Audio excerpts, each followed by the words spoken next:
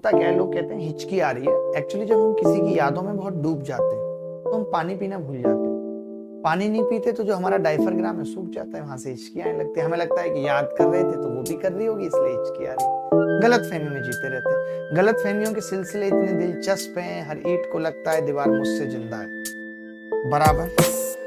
ये 3 है, ये ब्रैकेट में कर लो इसको। अब ये तो देख लिया करो ब्रैकेट में 3x के बिल्कुल नजदीक है। कल को 3x को लेके भाग जाएगा तब तुम क्या करोगे? देखते रह जाओगे सखियां तुम्हारी। तो उसको स्पेस तो दो, गैप तो दो।